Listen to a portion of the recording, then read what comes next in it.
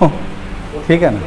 चलो स्टार्ट करते हैं ना। देखो पहला तो ये कि समुच्चय जो है ना मैथ का क्या है, सबसे बड़ी बात यह है कि मैथ का स्टार्टिंग ही है ना। जैसे मान लो समुच्चय ना समझ में आया तो बहुत कुछ समझ में नहीं आएगा बाद में, समझ में आया कि नहीं। जैसे एग्जाम्पल के लिए, उदाहरण के लिए, जैसे समुच्चय मतलब कि पहला समुच्चय की परिभाषा क्या है बताओ आप लोग कि समुच्चय क्या है। सुपरिभाषित वस्तुओं के संग्रह को समुच्चय कहते हैं। ये शुद्ध हिंदी है ना। नोट कर लो, सुपरिभाषित वस्तुओं के संग्रह को क्या बोलते हैं, समुच्चय कहते हैं। अब सुपरिभाषित मतलब क्या हुआ बताओ। स्पष्ट है ना। जैसे फॉर एग्जाम्पल कि ये, और इसको लिखते क्या है देखो, ये जैसे ये इस टाइप का समुच्चय ए बराबर, ये समुच्चय का ये देखो कर्ली ब्रैकेट है ना, ये ठीक है, ये सिंबल है, ये चिन्ह, और इसमें जो भी रखोगे अवयव रखोगे आप, ठीक है। तो अवयव की जगह जैसे ये देखो यहाँ पर कि A B B C D D D D D E. अब इसका मान लो हमको क्या बनाना है, समुच्चय बनाना है ना। तो अब हम जैसे एक का फ्रीक्वेंसी क्या है, एक कितनी बार रिपीट हुआ है देखो, तो एक ही ये रखेंगे ना, 4 ठो ये नहीं रखेंगे। नहीं आया समझ में। बी देखो, बी एक बी है और नहीं, एक दो रहेगा, इसमें एक ही आएगा, रिपीटेशन का कोई मतलब नहीं है। नहीं आया समझ में। और देखो सी, इसके बाद देखो क्या है, डी और ई। बस ये इतना जो दिया है ना, इसका समुच्चय ये है। देखो ध्यान से, समझ में आया। देखो क्लियर है कि नहीं है। ये बताओ जैसे ये क्या है, ए बी सी डी, ये अच्छा ये जो ब्रैकेट है ना, ये याद रखना, इसमें इन्फिनिटी अवयव रख सकते हो आप, कितने कुछ भी रख सकते हो ना। समझ में आया। दूसरी बात ये देखो, ये कि जैसे मान लो यहाँ पर अगर क दे देता ना, तो इसको नहीं रखते हम लोग। सुपरिभाषित मतलब इंग्लिश रखते हो तो इंग्लिश, जैसे अंग्रेजी वर्णमाला में स्वरों का समुच्चय बताओ आप।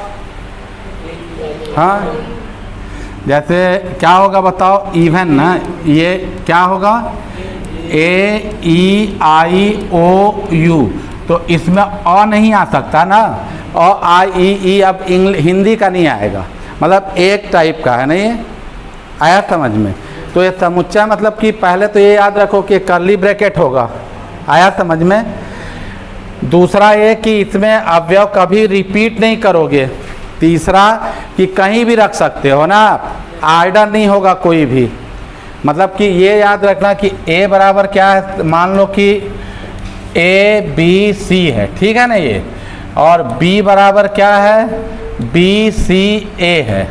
तो ये ए और बी बराबर है। देखो ध्यान से, ये नहीं कि इसमें आर्डर मतलब समझ रहे हो, क्रम का कोई महत्व तो नहीं रहेगा। इसमें अवयव क्या क्या है देखो, ये बताओ, ए बी सी, और इसमें क्या है, बी सी ए, मतलब कि दोनों बराबर है। ये क्लियर हो गया। देखो ये बी है, सॉरी ये नहीं है, बी है, ए बराबर बी, ठीक है। ये आ गया समझ में। देखो इसके बाद अगला देखो, इसमें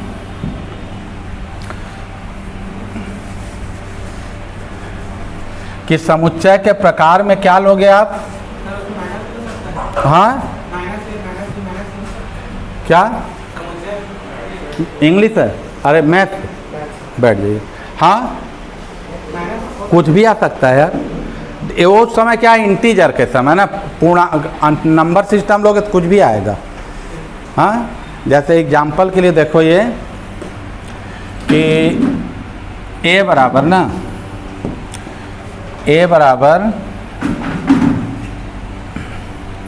ये जैसे लेते हैं ना, यहाँ देखो -1 और 1, ये दो नंबर आ गए, ठीक है।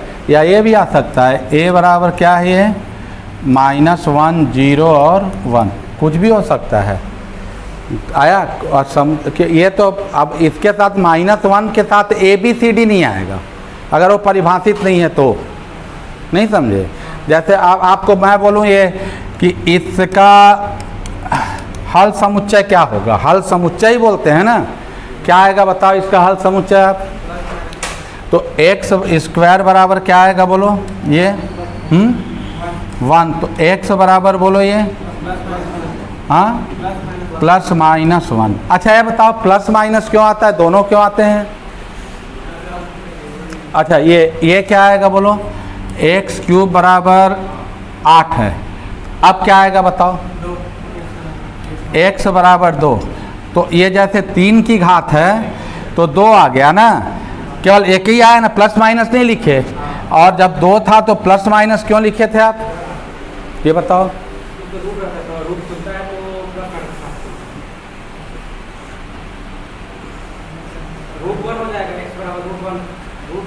नहीं, हाँ देखो वो तो अलग बात है ना, लेकिन होता क्यों है? कारण ये है ना, देखो ध्यान से कि सुनो एक मिनट, कि 2 का वर्ग करो ना, कितना आएगा बोलो? 4 ना। अब -2 का वर्ग करो 4, तो ये 4 आ गया कि नहीं? तो अब इसको इधर देखो, इसको ब्रेक करोगे आप तो दोनों आएगा कि नहीं? दूसरी बात ये कि यहाँ से भी समझ सकते हो, जैसे ये कौन सा फंक्शन है ये y = ये बेटा, देखो ये एक्स स्क्वायर है नहीं है, ठीक है? तो इसका डायग्राम कैसे बनता है बताओ? ये यही है ना, ठीक है? और a1 है ये, तो अगर ऐसे 1 की लाइन खींचोगे तो 2 वैल्यू आएगा कि नहीं? देखो ये तो कितने इसके हल आए? इसके 2 हल आएंगे। वो जो कर्व को जो काटता है ना, वो पॉइंट पूरे हल रहेंगे। जैसे अब ये देखो यहाँ पर 4 लिखे हो ना, इसको ये जैसे एक्स स्क्वायर बराबर क्या है 4 है ना ये, ठीक है? तो ये 2 लोग कितना आएगा? 2 लोगे तो हाइट कितनी आई? 4 आई कि नहीं? इसमें रखो ना। और -2 पर भी हाइट कितनी आई? 4। तो ये दो हल आए ना। दूसरा इसका डायग्राम कैसे आएगा? y = x³ है ना जैसे ये, तो इसका ऐसे आएगा, देखो ये x³ का है, ये इस टाइप का आता है ना, याद करो, ठीक है? तो अब यहाँ कोई भी एक लाइन खींचोगे, ये देखो यहाँ, ठीक है? तो यहाँ जैसे मान लो कि ये क्या है 2 है नहीं है, तो ये 8 हो जाएगा। ध्यान से देखो, हाइट इसमें रखो ना। अगर -2 लोगे तो -2 3 बार गुणा करो, उसका कितना आएगा? -8 आएगा कि नहीं? तो ये क्या आ गया? ये हाइट -8। तो इसलिए क्या है, जब भी अगर उसके घात में सम संख्या है, क्या है सम संख्या, क्या लोगे? हटाओगे उसको तो प्लस माइनस, ठीक है? आया समझ में? और विषम संख्या है तो केवल प्लस या माइनस रहा तो माइनस, ठीक है ना? जैसे उदाहरण के लिए, क्लियर है कि नहीं है बताओ? ठीक है, जैसे उदाहरण के लिए बोल रहा हूँ मैं कि x की घात 4 बराबर 1 है। अब बताओ चलो इसमें इसके कितने हल होंगे?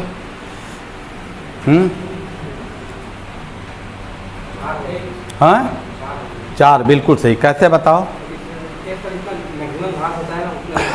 सुनो ना, इसके ना 4 हल होंगे, बिल्कुल करेक्ट बोले हो, लेकिन वास्तविक हल 2 ही रहेगा ना।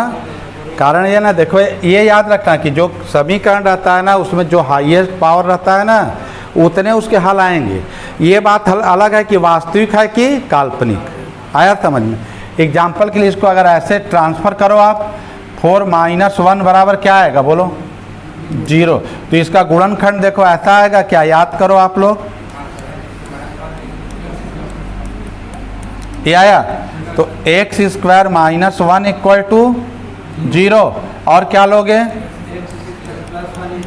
ये इसलिए लेते हैं कि दो संख्याओं का गुणनफल अगर 0 है, समझे ना, तो निश्चित रूप से उसमें एक 0 होगा। वास्तविक संख्या बोलता है ना। वेक्टर में जाओगे तो ऐसा नहीं रहता, मैट्रिक्स में भी नहीं है। 2 मैट्रिक्स अगर 0 नहीं है तब भी उनका गुणनफल 0 हो जाता है, याद करो आप। और किस में होता है? वेक्टर में। याद करो कि 2 सदिश अगर लंबवत हैं तो उनका डॉट प्रोडक्ट याद करो, सदिश अदिश गुणनफल 0 हो जाता है। तो ये क्या, अब यहाँ पर क्या आ गया? x² बराबर 1 आया। तो x की वैल्यू कितनी आएगी देखो, +-1। क्लियर है ये? और यहाँ कितना आएगा? तो अब ये माइनस है तो यूलर नंबर आएगा, ±√i बोलते हो ना इसको, या फिर +-i। तो 2 वास्तविक हल है इसका और 2 काल्पनिक। अगर बोलेगा कि पूरे हलों की संख्या तो क्या लिखोगे? 4।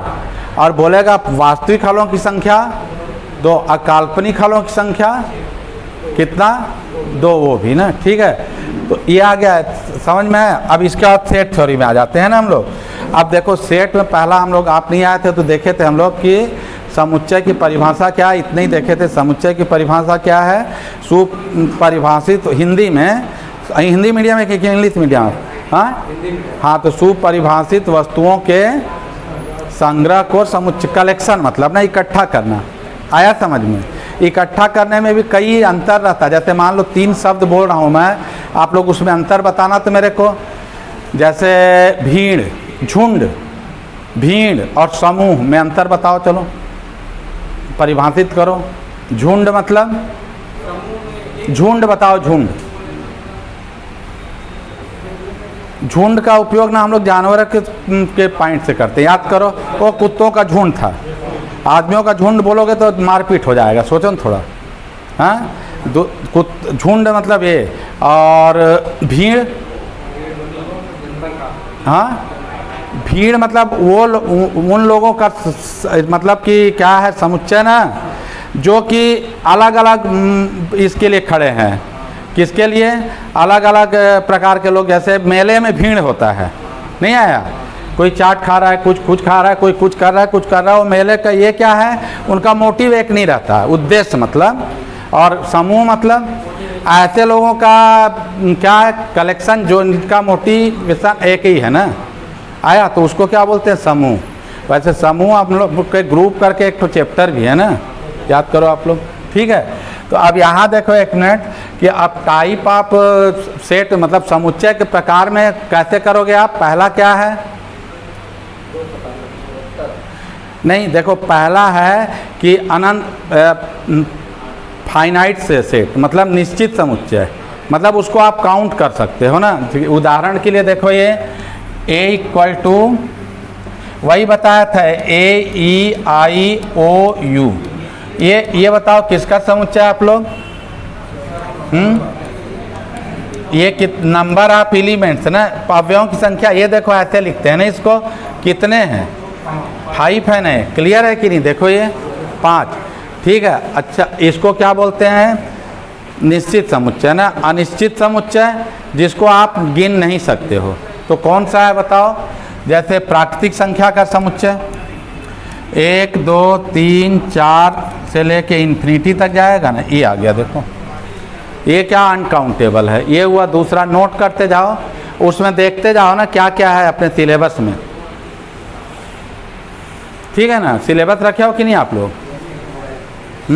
ठीक है, उसी में निकाल लो, देखते जाओ, तो उसमें हम लोग को पता चलेगा ना क्या हुआ। देखो ये क्या है, ये बताओ, नोट करते जाना ना। निश्चित समुच्चय क्या है, अनिश्चित समुच्चय बताओ आप लोग। निश्चित, अनिश्चित, ठीक है। अच्छा, ये एक चीज़ मैं पूछ रहा हूँ आप लोग से, जैसे आप लोग नंबर सिस्टम तो अच्छे से मालूम है ना। जैसे प्राकृतिक संख्या, एक बात देख लेते हैं, प्राकृतिक संख्या की ऐसे फास्ट देख लेते हैं ना, क्योंकि इसमें ज़रूरत पड़ेगा ना। प्राकृतिक संख्या किसको बोलते हैं बताओ? हाँ, जो 1 से स्टार्ट हो ना, 1 से, ठीक है, 1 2 3 से ना। प्राकृतिक मतलब जो कि काउंट हो सके, जैसे आप लोग बैठे हो 5 गिना रहे हो, 6 गिना रहे हो, जो भी है, ये प्राकृतिक संख्या है ना, ठीक है। दूसरा क्या है, पूर्ण संख्या किसको बोलते हैं? 0 के साथ प्राकृतिक संख्या, ठीक है ना।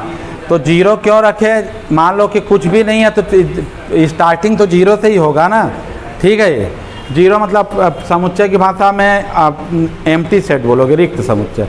तीसरा देखो क्या है, पूर्णांक संख्या है। पूर्णांक में क्या होता है? देखो पूर्णांक, हाँ एक मिनट ना, ये बताओ आप लोग पूर्णांक में बताओ। जैसे 0 1 2 3 4 5 6 से इधर, और इस डायरेक्शन में अनंत तक जाएगा, इधर -1 -2 -3 अप टू। अब इसमें एक चीज़ याद रखना कि इधर जो इनके बीच में कोई नंबर नहीं है, मतलब कि इसके बीच में पूरी तरह खाली है। यहाँ 1 के बाद सीधा 2 है ना, तो इसको क्या बोलते हैं हम लोग? वैसे इसकी ज़रूरत क्यों पड़ी होगी बताओ थोड़ा? प्राकृतिक संख्या से यहाँ कैसे पहुँचे होंगे ये लोग, कि जैसे थोड़ा महसूस करो ना इसको, कि 4 - 2 जब ऋण करना शुरू किए होंगे ना, तो 4 - 2 कितना होगा बताओ? 2, ठीक है। और 2 - 4 अब यहाँ पहुँच के -2 खोजे होंगे, इसमें नहीं मिला होगा, तो क्या कि इसको आगे बढ़ा दिए उसी को। तो अब ऑपरेशन क्लियर हो गया ये, ठीक है ना। इसके बाद देखो यहाँ पर कि अब इसी में सम संख्या किसको बोलते हैं बताओ? सम संख्या, हाँ, सम संख्या, विषम संख्या, हाँ, नहीं, विषम संख्या वो तो अभाज्य संख्या, विषम संख्या। विषम संख्या वह संख्या है जो कि 2 से भाग न जाए। अच्छा, 0 सम है कि विषम? हाँ, 0 सम है, नोट कर लो बेटा, ठीक है ना। हाँ, 0 क्या है बोलो? 0 सम संख्या, अच्छे से याद रखना, लोग गलत फहमी में रहते। 0 न्यूट्रल है, साइन किसके? चिन्ह के रिस्पेक्ट में, न ऋण है ना धन है, लेकिन 0 का क्या है?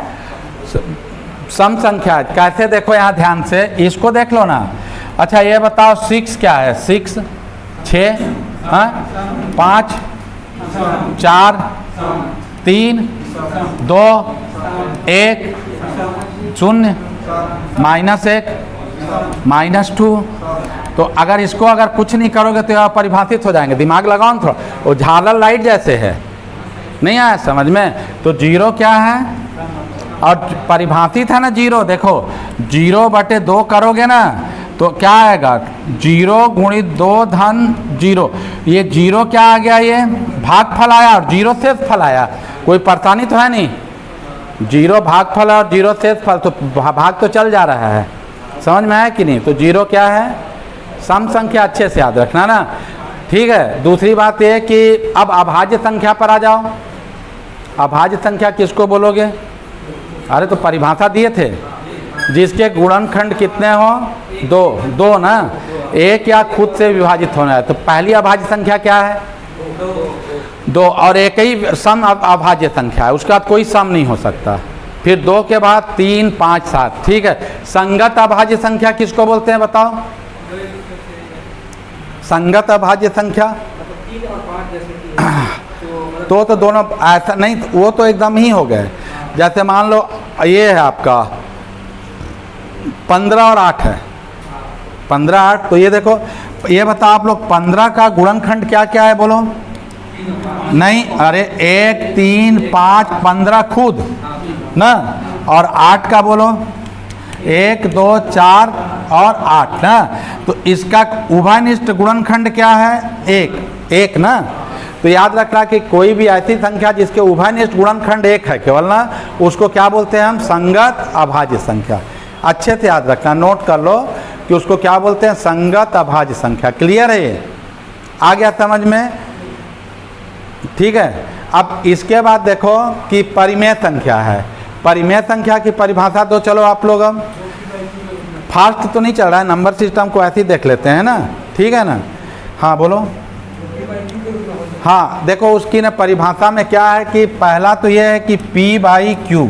अब इसकी ज़रूरत क्यों पड़ी होगी? जब लोग ना भाग देना शुरू किए होंगे तब। जैसे मान लो ना, देखो यहाँ पर कि 8 में 4 का भाग दोगे तो कितना आएगा बताओ? 8 में 4 का भाग दो, 2 ना। लेकिन जैसे उल्टा किए होंगे तो दिमाग चकरा गया होगा, क्योंकि अब नंबर लाइन में है ही नहीं। सोचो ना थोड़ा, मतलब कि 8 में अगर क्या करो आप, 4 का भाग दोगे तो 2 आएगा, तो 2 किस में है आपका? इंटीजर में है। लेकिन जैसे ही 4/2 करोगे, 4/8 करोगे तो 1/2 गायब है इंटीजर से। तो अब कौन सा नंबर आया फिर?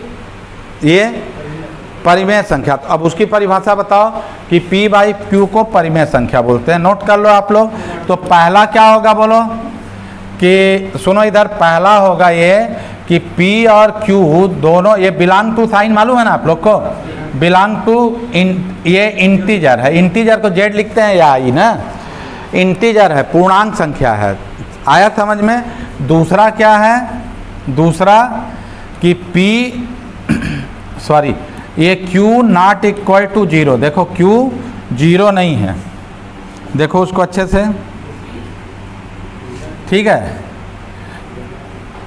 Q 0 नहीं हो सकता ना। तीसरा क्या है कि P और Q, नोट कर लो आप लोग कि थर्ड क्या है? P और Q संगत अभाज्य संख्या है। आ गया समझ में? P और Q क्या है? संगत अभाज्य संख्या। क्लियर है? देखो उसको थोड़ा आया, समझ में आया कि नहीं? अब ये परिभाषा, अच्छा इसको दो तरह से परिभाषित करते हैं, मतलब प्रदर्शित करते हैं। क्या क्या बताओ? कि पहला क्या है कि दशमलव में, ठीक है, जैसे 1/2 है, देखो ये 1/2 लेते हैं ना, ये 1/2, तो क्या लिखते हो आप? 0.5। क्लियर है? देखो ये अब 1/3 हुआ तो ये कैसे करोगे बताओ? देखो ये यहाँ देखो, ये क्या है? P/Q के फॉर्म में है ना, और ये क्या है? दशमलव में है, ठीक है। तो ये इसको कैसे करोगे? इसको इसको क्या लिखते हैं? देखो 0.3 बार लिखते हैं, याद करो 3 जाता है, या फिर ऐसे लिखा जाता है 0/3 डॉट, ये आ गया। अच्छा इसको चेंज कर लेते हो आप लोग परिमेय संख्या में? चलो करके बताना थोड़ा, एक मिनट देखो, लिखो 0.125 को P/Q में ये करो चेंज।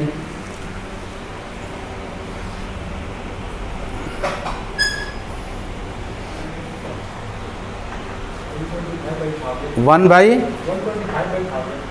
125 तो 1/8 आया ना, उसको भाग दो ना स्टैंडर्ड फॉर्म में ना, कितना आया ये? 125/1000, बिल्कुल सही ना, गुणा किया हो ना, तो ये क्या आ गया? 1/8। क्लियर है? अब थोड़ा इसको करके बताना। अब इसको करके बताओ, देखो ये देखो,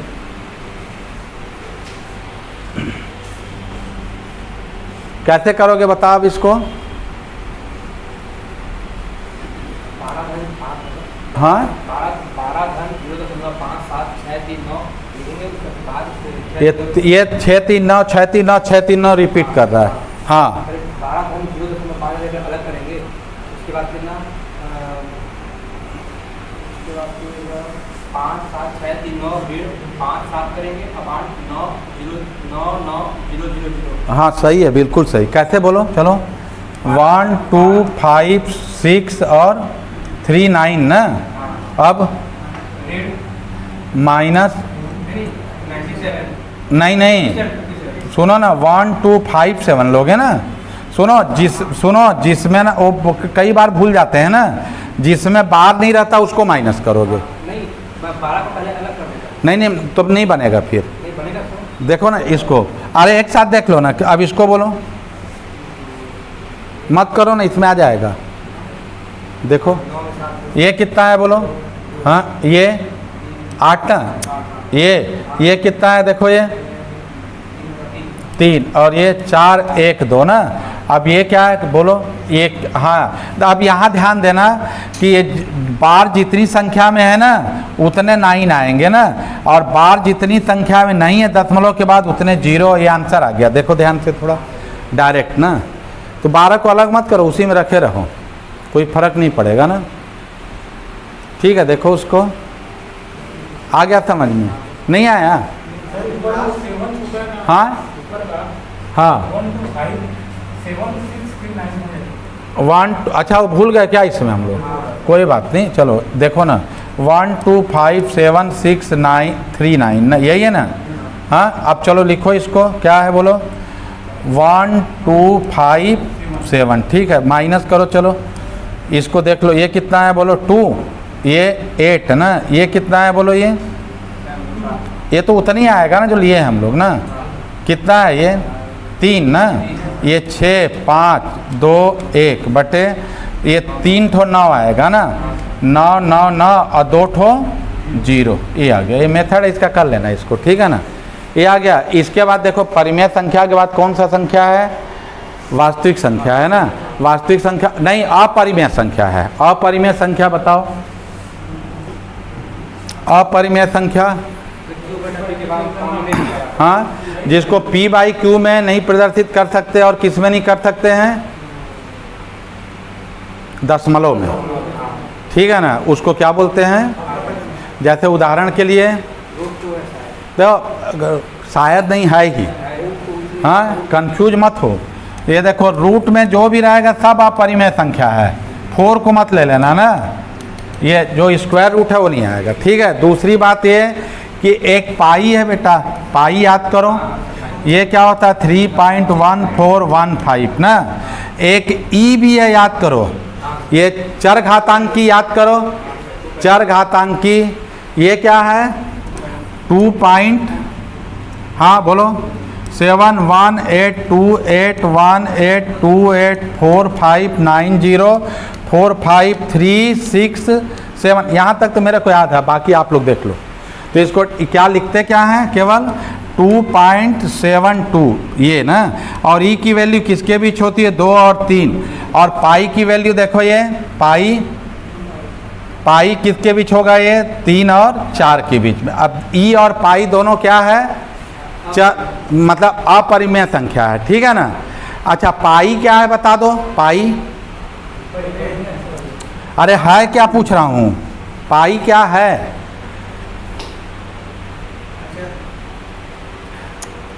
अरे पाई की परिभाषा क्या है, पाई क्या होता है। जैसे सुनो, ये पाई कैसे लिखते हो आप, पाई इक्वल टू 3.14, तो पाई या फिर क्या लिखते हो, तो है क्या, ये पूछ रहा हूँ, है क्या, ये क्या है।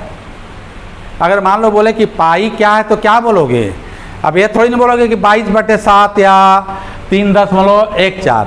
जैसे मान लो ये पूछा गया कि आप कौन हैं, तो क्या बोलोगे कि मैं 52 kg का हूँ, मतलब वेट तो नहीं बताओगे ना, या लंबाई, मिलिट्री में तुमको भर्ती नहीं कर रहे हैं बेटा, वो पूछ रहे हैं परिचय, तो ये बोलोगे कि मेरा नाम XYZ है, पिताजी ऐसा है, गांव यहाँ, सब यही ना। तो पाई की परिभाषा क्या है, मान लो कोई बोल दिया इंटरव्यू में कि पाई क्या है, तो बताओ। सुनो, पाई जो है ये कि किसी भी वृत्त में परिधि और व्यास का अनुपात पाई है। कहीं परिभाषा क्या है उसका याद करो, मैं बताया ना आप लोग को, हनुमान जी वाली हाल है, हाँ, तो आप लोग को बस याद दिलाना है, सब कुछ मालूम है, समझ में आया कि नहीं, हाँ, दिमाग के एक जगह सब स्टोर है। तो पाई क्या है बताओ अब, चलो, हाँ, कोई बोलेगा पाई तो किसी भी, सुनो, किसी भी आकृति का एक वृत्त लो ना, परिधि बोलते हैं ना इसकी लंबाई को, ठीक है, और उसके डायमीटर को, व्यास को क्या बोलते हैं, ये देखो, ये रेडियस मतलब डी कितना हुआ, 2r के बराबर हुआ कि नहीं। ठीक है, तो पाई क्या है कि c बटे क्या है बेटा, d है। देखो कब कोई पूछे कि पाई क्या है तो क्या बोलोगे आप, परिधि और व्यास के अनुपात को क्या बोलते हैं, पाई बोलते हैं।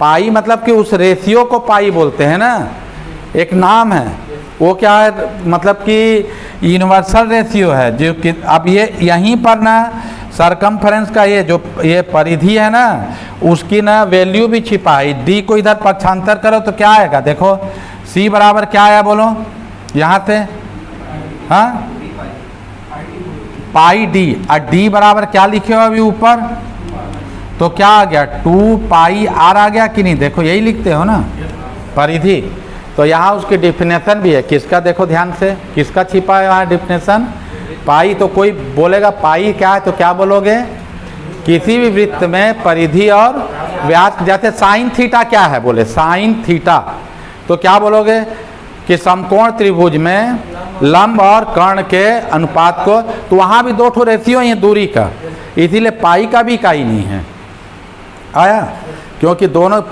यूनिट कट जाएगा।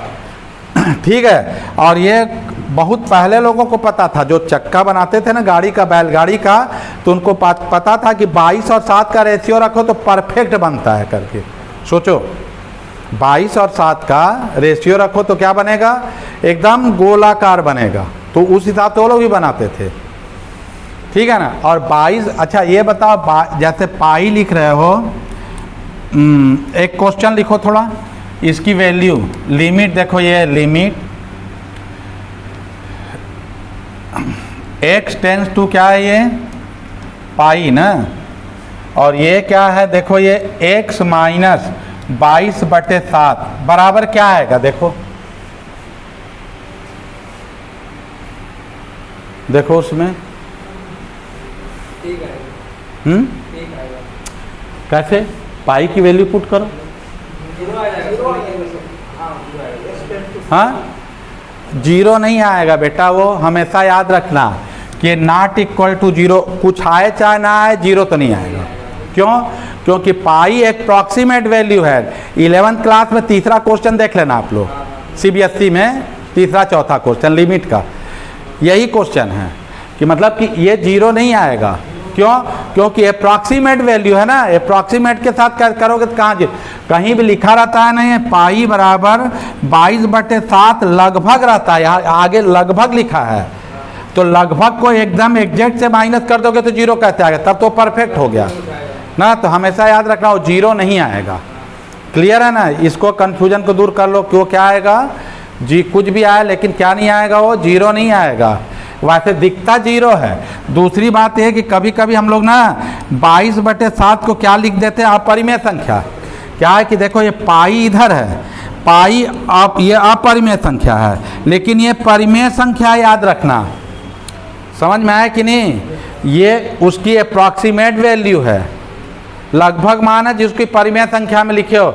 और इसी को और क्या लिखते हो आप, 3.1415, ये दशमलव में भी लिख देते हो। तो किसमें क्या है, वो अप्रॉक्सीमेट है, एग्जैक्ट इक्वल नहीं है।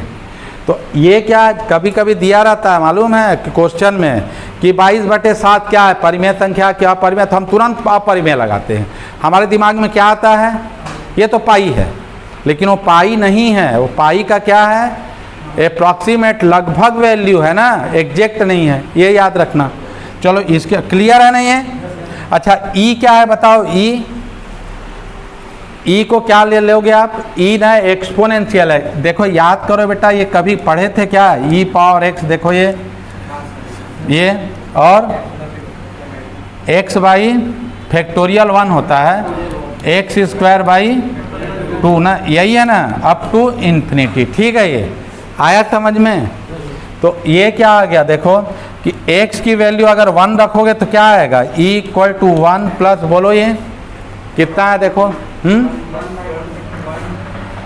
1 प्लस 1/2 प्लस 1/6 आ जाएगा, फैक्टोरियल 3 6 1/24। ये पूरे का कैलकुलेशन करोगे तो e की वैल्यू क्या आएगी मालूम है, 2.72 के करीब आता है। इतना याद रखना कम से कम ना। अच्छा पाई के लिए भी सीरीज है, पाई इक्वल टू क्या होता है, इसको नोट कर लो। ये क्या है, 4 इंटू क्या होगा, 1 - 1/3 plus 1/5 minus 1/7 1/9 up to infinity. देख लो अच्छे से, अब जिसमें जितना दम है वो पाई की वैल्यू निकाल ले। देखो यहाँ ये पाई की वैल्यू है ना, इसको नोट कर लो। देखो ये पाई इक्वल टू क्या है, 4 इंटू ये है यहाँ पर। ठीक है, ये हो गया, ये परिमेय संख्या था और अपरिमेय संख्या। अच्छा वास्तविक संख्या की परिभाषा तो आप इसको देख रहे हो, हाँ ऐसा तो नहीं लग रहा है ना कि वो कहाँ से आया है, हाँ कहाँ से आया है बताओ, हाँ पाई इक्वल टू इसकी बात कर रही है, कैसे आया है बताओ।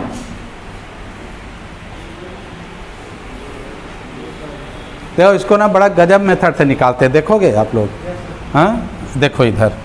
अच्छा ये बताओ आप लोग कि ddx ना tan इनवर्स x का क्या होता है बोलो, ये 1/1 प्लस x यही होता है ना। तो देखो क्लियर है कि नहीं, है ना। चलो ट्रांसफ़र करते हैं ना, ये d tan इनवर्स x ना बराबर क्या आ गया बोलो, डिफरेंशियल इक्वेशन मालूम है ना, इक्वेशन ही है ना, ये क्या आ गया dx। क्लियर है ये, हाँ देखो ध्यान से। अब क्या कर लो, इंटीग्रेशन कर दो ना। इधर कितना आया देखो, ये यहाँ पर मतलब एक मिनट ना, इसका इंटीग्रेशन करेंगे, रुको एक मिनट थोड़ा,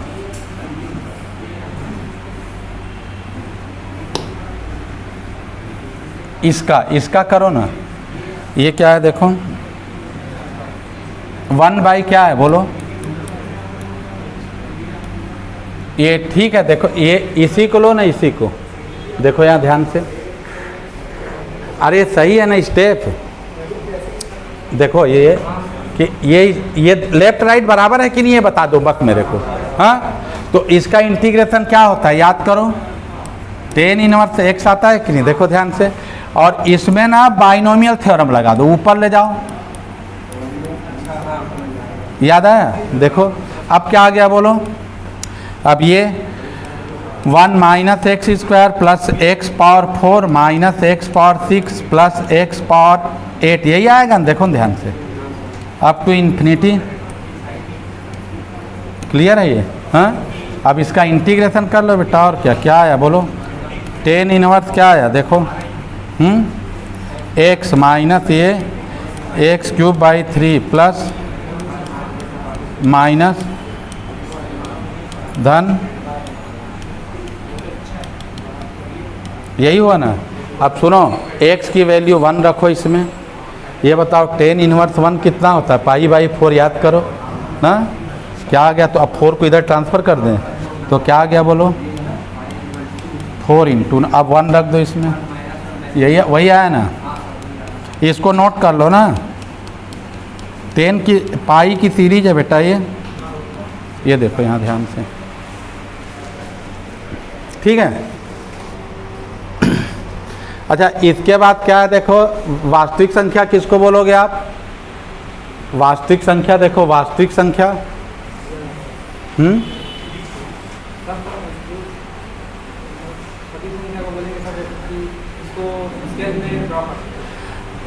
नहीं, संख्या देखो, वास्तविक संख्या का सिंपल सी परिभाषा है, नोट कर लो आप लोग, कि परिमेय संख्या और अपरिमेय संख्या के समुच्चय को वास्तविक संख्या कहते हैं, बस इतना ही है। परिमेय संख्या और आप देखो दोनों मिला के है ना, परिमेय संख्या और अपरिमेय संख्या के समुच्चय को वास्तविक संख्या कहते हैं। इसको नोट कर लिए, गजब का मेथड है ना पाई का, देखो ये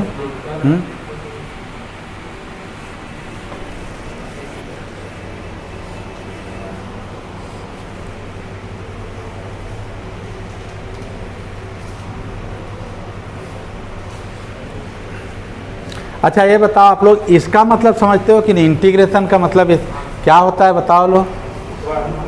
देखो हाँ, नहीं सुनो, मेरे को ना एकदम एग्जैक्ट मतलब बताना उसका ना, मतलब वो जोड़ना तोड़ना तो फिजिक्स वाले करते रहते हैं बिना मतलब का, वो परिभाषा करते रहते हैं। इंटीग्रेशन का मतलब जोड़ना, डिफ्रेंशिएशन का मतलब तोड़ना, हम लोग जानते हैं ऐसा कुछ नहीं है, नहीं समझे?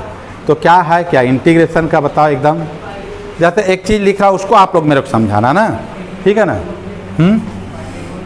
देखो इसका मीनिंग पूछ रहा हूँ मैं सीधे सीधे शब्दों में, कि a से b ना, ठीक है, एफ एक्स डी एक्स है, ये इसका मतलब क्या है बताओ, जो भी बताना है इसको।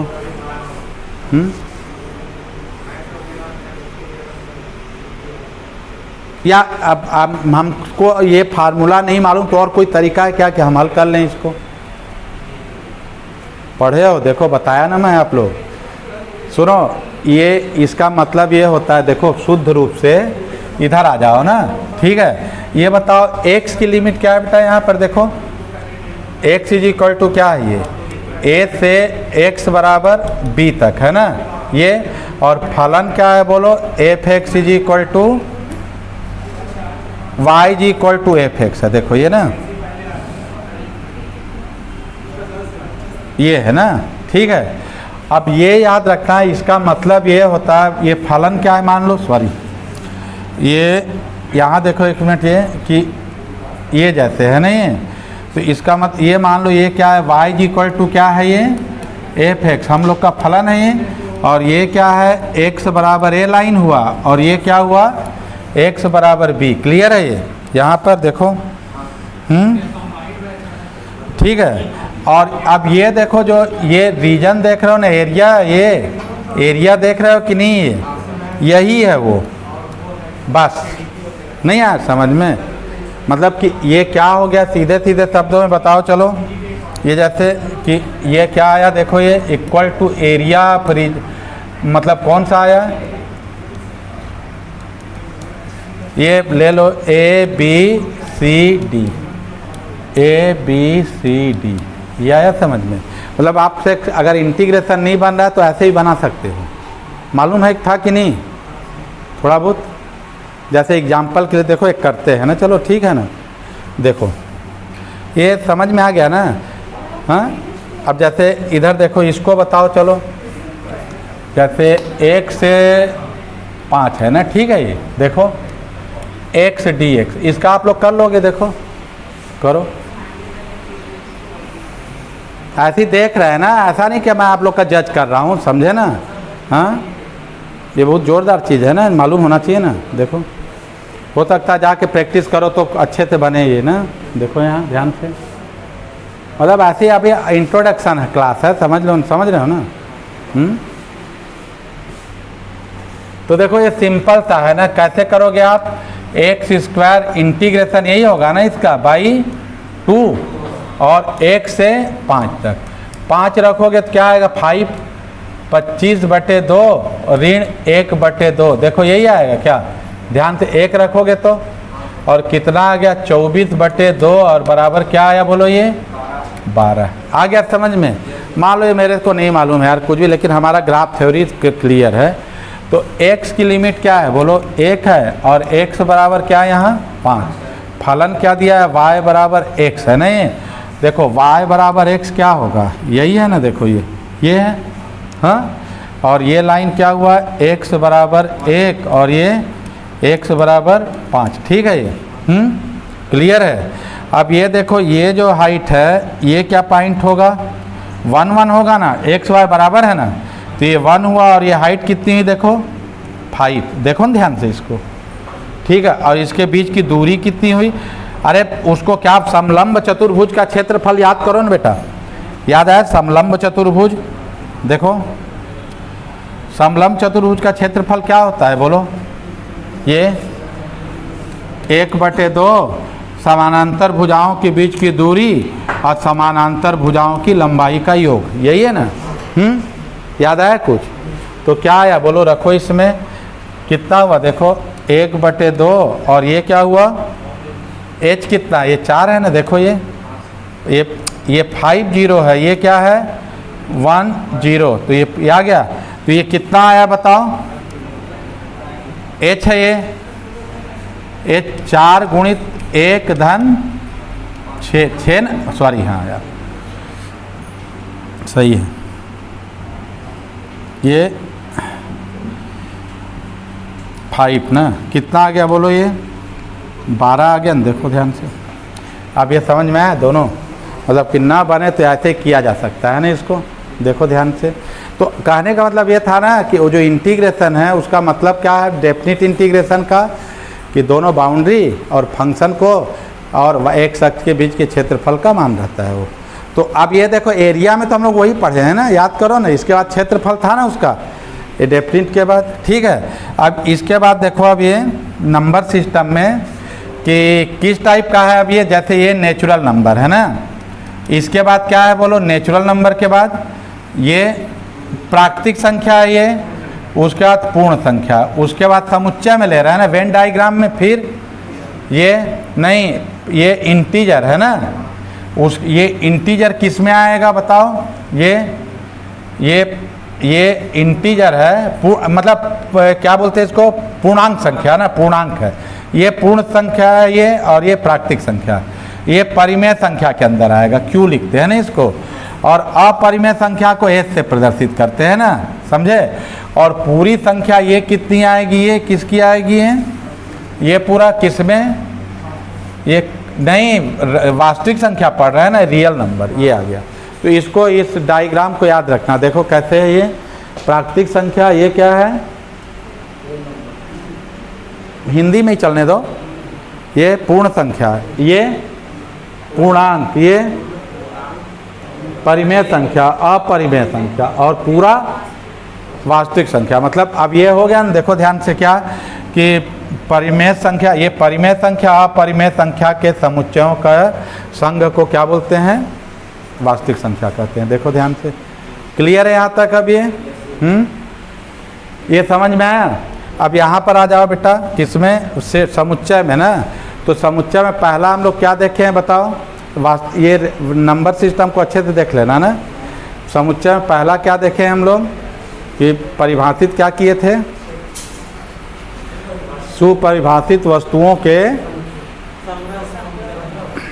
ठीक है ना, क्या बोलते हैं, समुच्चय बोलते हैं। दूसरा क्या है कि